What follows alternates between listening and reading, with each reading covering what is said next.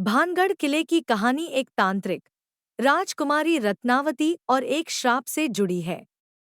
यह किला राजस्थान के अलवर जिले में स्थित है और इसे भारत का सबसे भूतिया स्थान माना जाता है। शाम को यहाँ प्रवेश करना मना है और माना जाता है कि रात में यहाँ भूत और आत्माओं की आवाजें सुनाई देती हैं।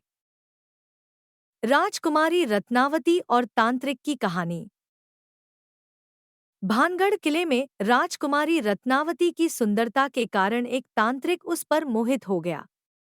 उसने राजकुमारी को इत्र, परफ्यूम में जहर डालकर उसे देने की कोशिश की, लेकिन राजकुमारी को उसकी चाल का पता चल गया। उसने इत्र को एक पत्थर पर फेंक दिया, जिससे पत्थर तांत्रिक की ओर लुढ़कने लगा और उसकी मौत हो गई। तांत्रिक का श्राप। मरने से पहले तांत्रिक ने भानगढ़ को श्राप दिया कि यह शहर जल्द ही तबाह हो जाएगा। कुछ समय बाद मुगलों ने भानगढ़ पर हमला किया और शहर को नष्ट कर दिया। भानगढ़ किले की भूतिया कहानियां। आज भी भानगढ़ किले में शाम होते ही भूत और आत्माओं की आवाजें सुनाई देती हैं। कई लोग रात में यहाँ भूत और आत्माओं को देखते हैं और अजीब-अजीब आवाजें सुनते हैं। अन्य मान्यताएं। भानगढ़ किले को लेकर एक मान्यता यह भी है कि यह किला एक संत के श्राप के कारण बर्बाद हुआ था।